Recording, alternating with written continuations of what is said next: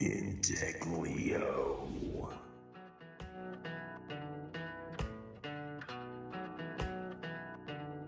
Motivate, focus, achieve, inspire. Reach all your goals, have fun, and set the pace for others with Dr. Indeglio as you explore social, emotional, and physical growth through real-life experiences. The journey of 1,000 miles begins where you stand. So yeah, the article I read was this woman it might have been Scary Mommy, who was Can't say really I'm familiar with Scary Mommy. It's a funny Twitter account and she does blogs and stuff like that. But she basically was saying she was bashing the Love Your Spouse challenge. I haven't even read those. Is that like if you really love your sibling, post a picture or something? The Love Your Hey Tootie. Daddy, when will we be done with the computer? Because Bella said that she'll only play with me if she has a computer, because then she can just sit on the computer. Really? But Bella said she will play with me like that. That's not very nice. Why don't you go check in on Grandma and see how she's doing? See if she's almost ready for breakfast. Okay. Completely distracted. Diversion. So it was the Love Your Spouse challenge. For 7 days, you have to post pictures of you and your spouse to show your love, and Oh, that's what it takes. so I'd only known. I was like, the whole time I'm like, number one, being divorced, it's kind of like, oh, so that means everyone's better than me because they're still married and they can post Right. pictures. Then the Scary Mommy thing was phenomenal, and because she totally railed on it.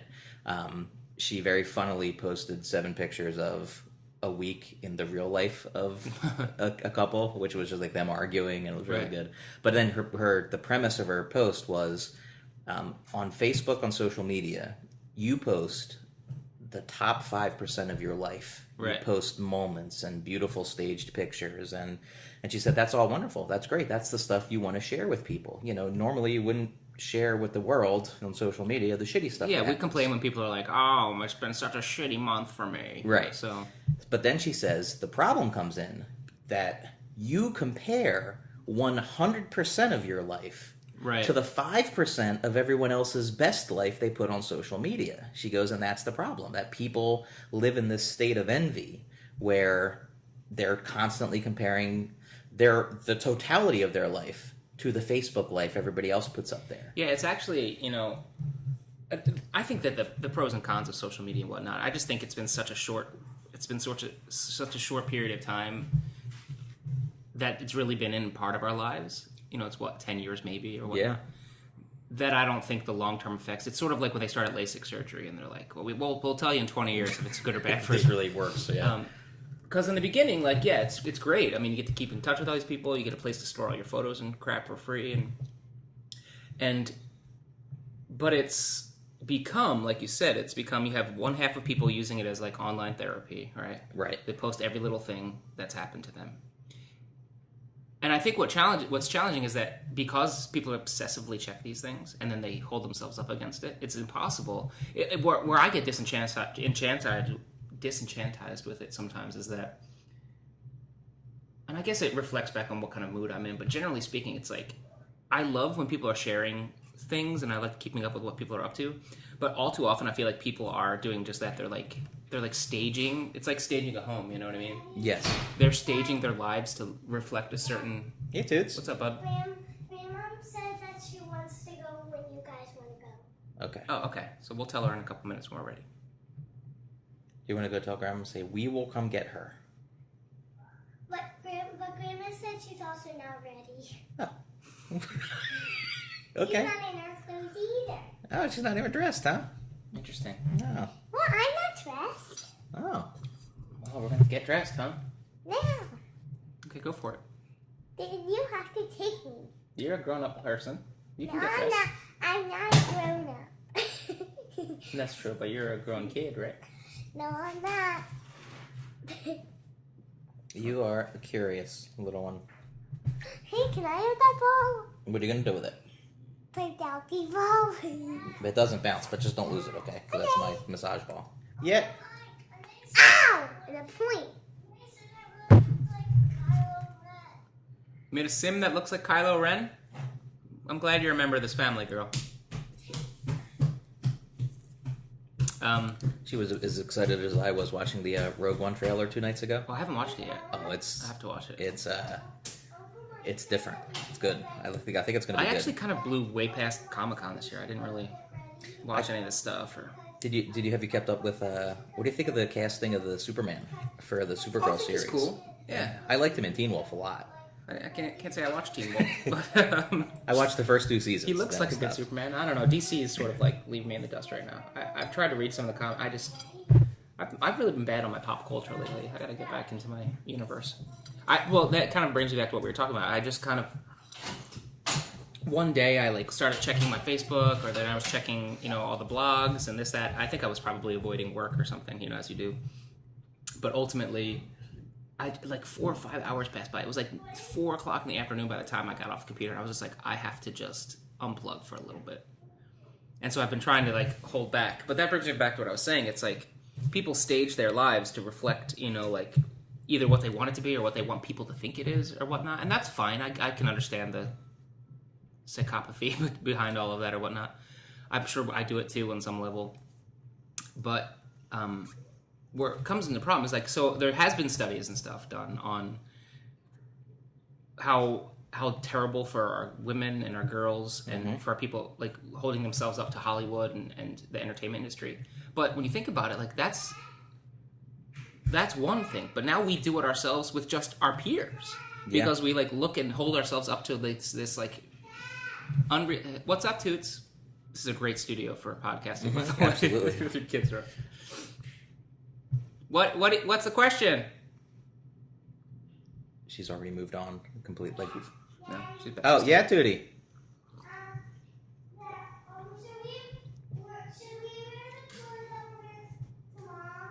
Yes.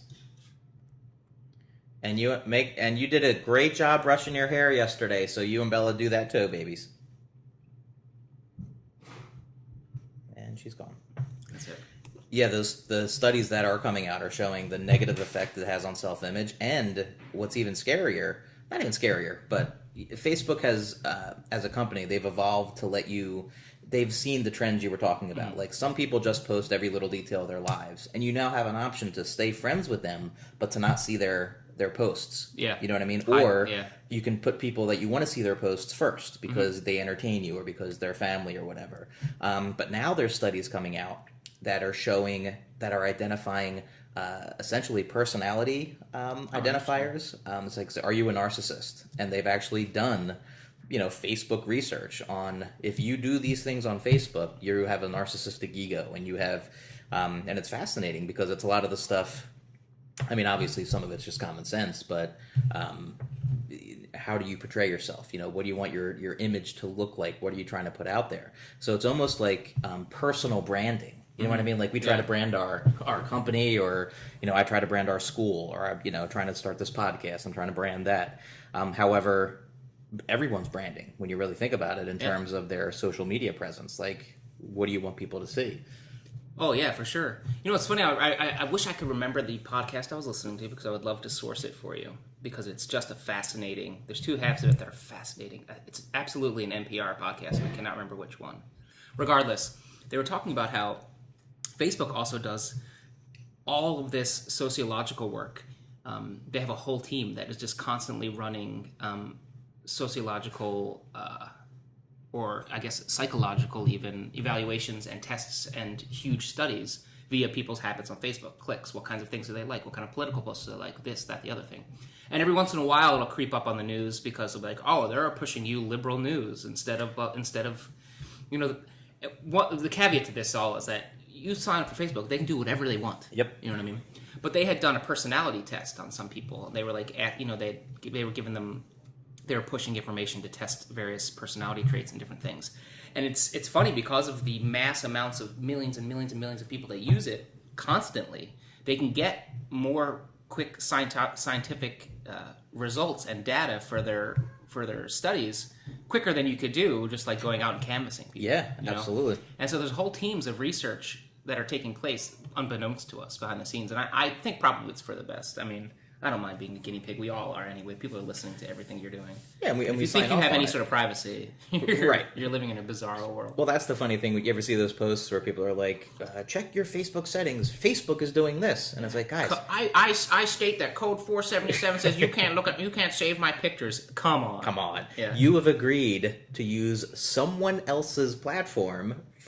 They can do what they want. That's their Meanwhile, data. that same person will take this meme that says some. I won't use any specific politics, but that's like, so and so is a murderer and blah blah blah blah. 4-star general says, and you're like, you're blasting that to all your friends like there's any truth in it. You've done no research. Right? You just it was on Facebook, so it's really funny.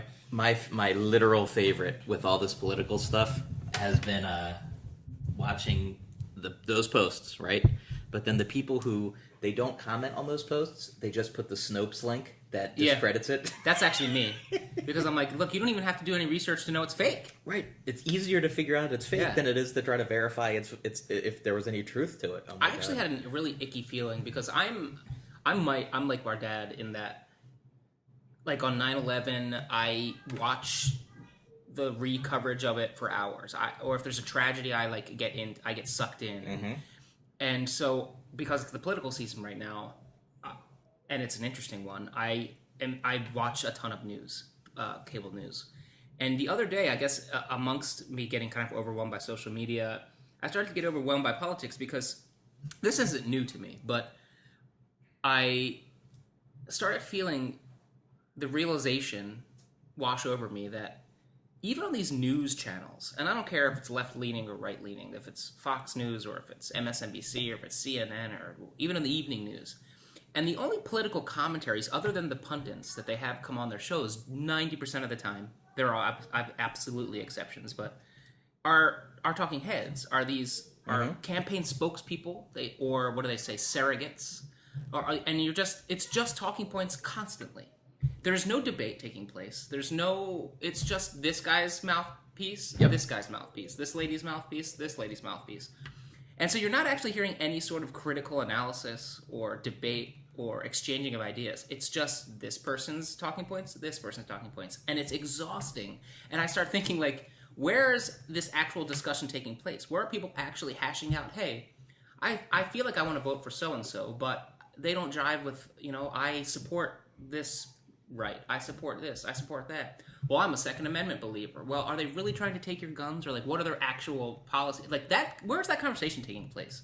Because if it's online, you have to really search, and then so that's what's frustrating. Because our kids who are getting really, the Bernie people will, tout their statistics that they've engaged all these kids, but like, what are we actually? Are we teaching them how the process works? Really? Because they think they're pissed because they think they got cheated, when in reality, not really. It's sort of just the way it's been happening since the beginning. And I think the definition of engagement is what's important there. Just because you have, however many millions of followers, are those followers, do they understand your platform, do your policies? Are they really engaged, or is it just being a part of something to be a part of it? Because it's the social media rage. It's what everyone's doing. And I think that this election will go down in time in history as proving that a populist candidate is not always what you're... Donald Trump is the perfect example of what you're talking about, right? During the primaries, when you're talking to your base and you're talking to your people that are pissed off and you're just saying what they want to hear and you're posting the memes that they want to hear, and you're sound gonna bites. fire them. That's right. Your memes are your sound bites. Right. That's all you have. And that's not. I'm not being political.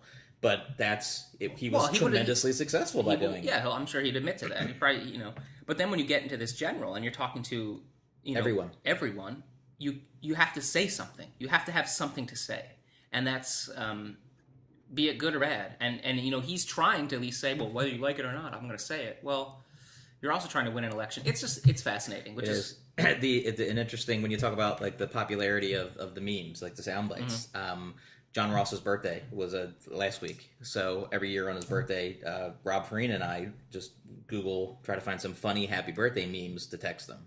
First one in the Google search, when you do happy birthday memes, picture of Donald Trump, and it says, happy birthday, unless you're Mexican.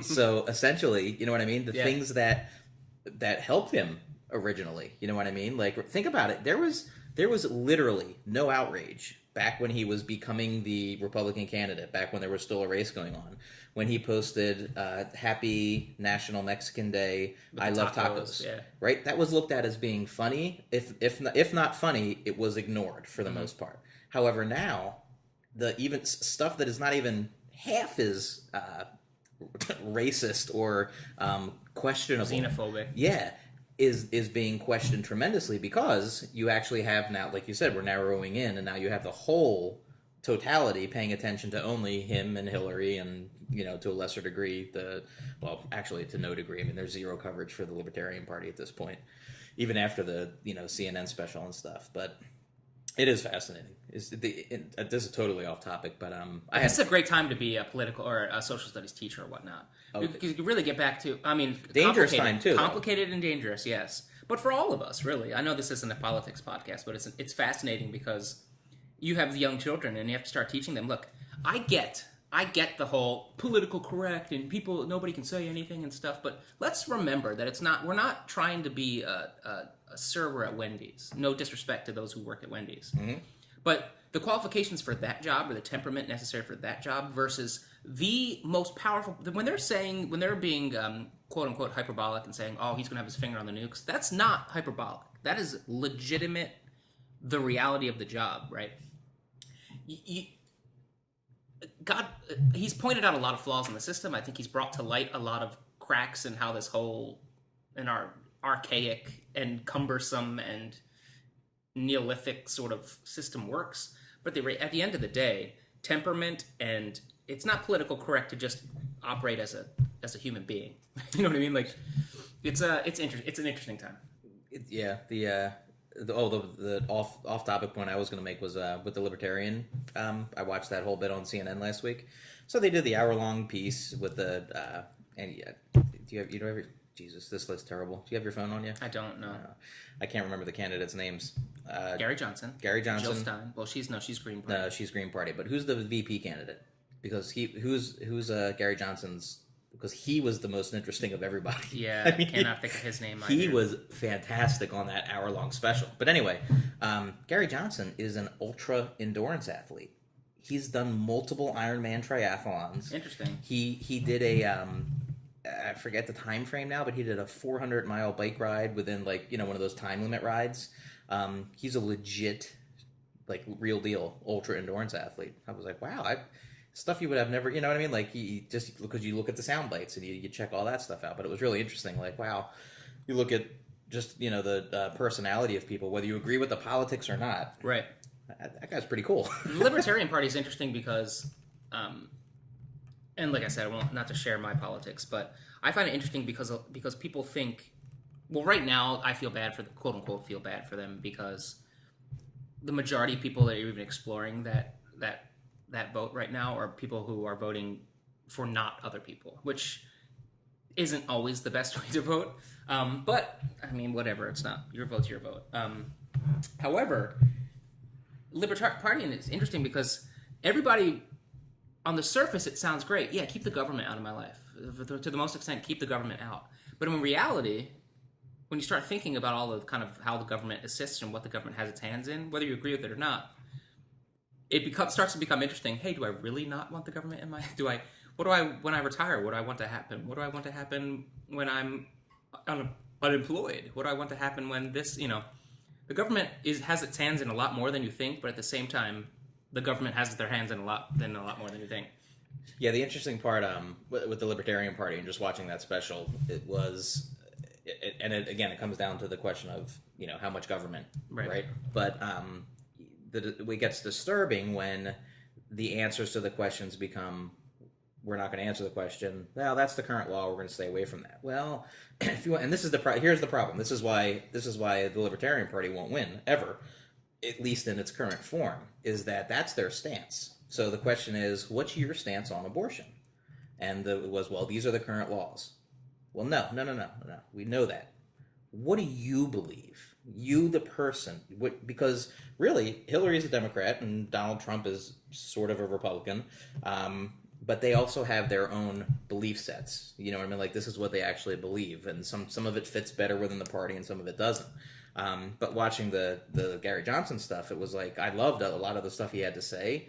However, they don't take a stand on a lot because they're trying to stay away from those personal bends. But that's what people vote for. People vote for the candidate you feel like you could best sit and have a beer with in a bar, or who would you want to have a dinner with you? You know what I mean? And that's the challenge Hillary faces. Not so much anymore because she's running wild right now all over Trump, but at the same time being relatable. It's funny too, and I think that especially this election, and I guess it's all elections, they try to boil it down to one issue. It's the emails, it's the racism, it's the this, it's the that, it's the this, it's the that. And in reality, it's like, and this is the case I think Hillary's trying to make currently, is that you really have to take their work, their votes, their record as a whole and sift through it. Yeah, there's going to be points that maybe affect you more because maybe you're really big on a certain issue or whatnot.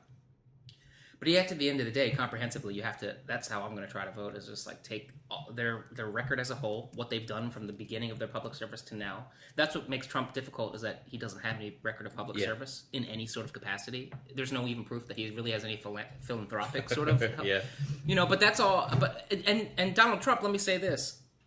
It's tough, but you got to give him the benefit of the doubt too, right? Because there's lots of spin happening with him. Tons. To be fair, there's tons. To be fair, because if you look back to his more liberal period of life, he was friends with all these people. He's been a Clinton supporter. He's been a Republican supporter. He's helped everybody. Like he said, he's helped people on both sides of the ticket, trying to progress, usually to his own gain. But businessman, that's another two-sided coin, because I'm like, yeah, he's a businessman. Obviously, you're looking out for the bottom line. But at the same time, there are plenty of business people who are philanthropic, who are humanitarians, who are, the Gates Foundation, all these people. You can't say that just because you're a businessman, that makes you inherently evil. Right.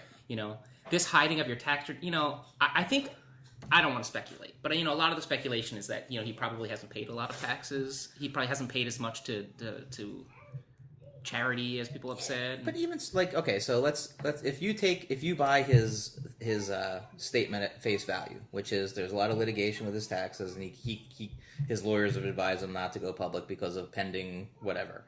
All right, I'll buy that, whatever, because I don't really care, to be honest with you. So Hillary releases hers. Hillary being the champion of social justice, who files a $10 million tax return. It's like,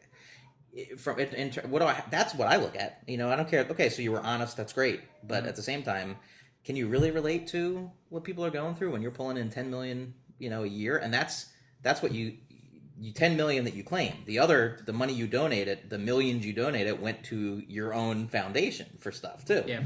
But it's all the spin to this type of stuff. A foundation that does great work, that has done great stuff. Oh no, I'm not questioning that. Yeah. It's and I'm not saying they've cheated or done anything like that. Well, we could have a whole nother podcast discussing. That's all comes back to, you need to be a gajillionaire to run for office. Yeah. Period. That's to think any of these people really. And that's not the thing. That doesn't mean that if you're a rich person or a successful person, you can't have empathy for what other people are going through. Well, here, let me run you through the two things I was thinking about recently. This is great additional content for your podcast. This will be after the actual episode.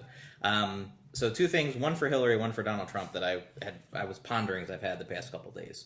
First was the Trump and his comment about the Second Amendmenters who could go and shoot Hillary or whatever. So here's the thing: we temper our comments even on this podcast, right? Like, who the hell is going to be listening? But we still are aware that we're recording, and are somewhat careful in terms of what we say. There's a responsibility to at least I feel a responsibility when I talk to anybody to I think we're making the same point. Go ahead. So, but when the podcast isn't on, when it's just you and I hanging out without microphones recording or whatever, I'm into some dark humor sometimes. Mm-hmm. Like, just because to me it can be really funny, or not funny, depending. To be fully honest, and people are going to hate me for this, it was funny. His comment was funny. If you watched it during when they were playing as a flippant off the cuff comment. It was humorous, and let's say at least its motivations were absolutely humorous. He was attempting to throw a joke. Right. Yeah. And he in no way whatsoever was actually intimating that people should go and kill Hillary. It was, and this is the point I'm getting at for this particular example. He was just being offhanded, funny joke. right? Or trying. And to his credit, that's what's gotten him thus far to this point. Right. In the primaries. However, what it's turned into is them trying to crucify that comment. To me, for both sides, that's where the problem in this whole thing lies. As I was watching it, I'm like, it was funny, it was offhanded, it was for his supporters, for whatever, let it, you know what I mean? And then looking at what it's turned into has been like, oh my god, like seriously, like really, we're gonna waste, bylines on trying to make this like he's really trying to have that happen. So that's that part that struck me as like, wow, this is how ridiculous it is. Here's what I was thinking about with the Hillary thing. I met Hillary in 1992. Right. At the Hugh O'Brien Youth Leadership Conference at the Waldorf Astoria in New York City. One of the greatest experiences of my life.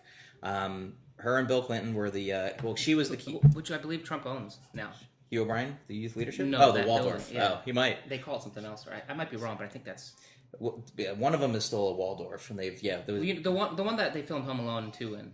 I think that's the one it was at. Anyway, Hillary was the keynote speaker, along with Hugh O'Brien, and I was there with Jimmy Scansella, Liz Irish, and Jimmy's parents took us up. So this was like the gala, the national gala, after we had attended the conference as the reps for our high school. We met Hillary and we met Hugh O'Brien after it ended. We went down and we introduced ourselves. Hugh O'Brien was great. I mean, he literally spent like 15 minutes talking to us, and like he was inspirational. But so was Hillary. She spent, I would say, maybe like 3-4 minutes talking to just the three of us. Mm-hmm. It was just the three of us. There were tons of other people around, tons. And she literally was engaging. She was kind. Were we starstruck, 16-year-old kids? We were, but even at that age, people who are genuine and who aren't. And she was genuine. She was a really nice person. Her message was about empowering females and empowering youth. You know what I mean? Like, that was what the speech was about. And this is back in 92. Totally enjoyed the experience. Thought she was just like a magnanimous personality. Wonderful. The flip side to that, though, and this is where the thinking goes, is then you read throughout the Clinton's presidency the way she treated the Secret Service and how horrible she was to them, and what she was, what a bitch, she was to those people. And it's like, wow, two sides to a person. Does her behavior towards others that's nasty negate the experience I had? You know what I mean? Like, it doesn't, but... I have a friend, Brian, who has a cousin who's a Secret Service who worked at the Clinton White House. And I've also heard that a lot of those reports come from people who spoke early in the Clinton presidency, where they were adjusting to the kind of scrutiny they were under. Right. And that's not reflective of what she's like. And I don't have any personal... Right. I have a friend, Craig, who worked for her campaign or volunteered, and he had the experience to meet her and has said the same thing, that she's lovely and engaging and whatnot. But that brings me back to what I was saying before. That's going back to, when did you say, 96? 92. So that's also showing a life of public service way back when. This is what this lady does. Right. For better, for worse, she works in public service, versus someone who doesn't, who has no idea, who you have to hope maybe surrounds himself with the people to help him do the job. Yeah. The only comment I wanted to go back and make about your thing, and then let's talk about something else, was the Trump's comment there. And you, from your perspective as a teacher or working in education as a principal, at dinner, if he threw that out at a dinner party, that's something our dad would say. Yeah. It'd be hysterical. But the Clinton campaign has a commercial that is just money right now. And it's all the stuff like that, those offhanded funny comments. Yeah. But then they flip to kids watching it on TV. Yep. And, it's like your girls. They're at the age where they are very smart and sucking everything in. But trying to teach them nuance of comedy is not something that particularly works at this point. So have him get up there and say... This is, as the president, say things like that and try to explain to them, well, he didn't really mean it, and he didn't do this, and that's where it starts to get tricky. When he's just running and it's a joke, it's something, but now we're starting to talk, this is a serious campaign, and the problem that it arises is that instead of doing what most politicians do and be like, shouldn't have said that, and owning up, all he ever said, he doubles down all the time. He says, I'm me, I'll do what I want. And I take him at that word. I don't think that's a joke. Nah, well, clearly not. I mean, he's stuck by it. He's got advisors, actual politicians and people who have done this before that are just like, you need to shut up or just say what's on the page or whatever, and he just don't give a hell. And so, and if the polls are any indication, and at this point, it's hard There's not a lot of margin for error in he's 14-foot poles, and anything can happen. And I would never take it. I just think. Well, let's be real. We know by looking at the real polls that he is so far behind. His chances of winning are approaching astronomical. However, all the news media outlets have to make it seem like it's a race, or people are going to stop watching. Yeah, totally. So that's why all this stuff with the WikiLeaks, the Russian emails, it's going to come out in October. It's because they want people to keep paying attention to see. Well, and they're spinning other conspiracy theories, like now that they're finding like these people who are saying, oh, the polls have it out for him, and these pollsters and 538 and all these different websites. It's fascinating, and at the same time, I feel myself torn because I'm fascinated. I want to pay attention for two reasons. It's entertaining. Oh, yes. It's just for anybody who's just like enjoys nuance and enjoys just to watch to study it, and it's also incredibly scary too. Yeah, because it's for real. This is legitimate. This is not. Yeah, this is the presidency of the United States. Yeah, and our country isn't it is a dangerous place out there. Okay. Anyway, so let me stop the recording there, and then we'll. Thank you for spending time with us today. Remember, either you run the day or the day runs you. Make a difference!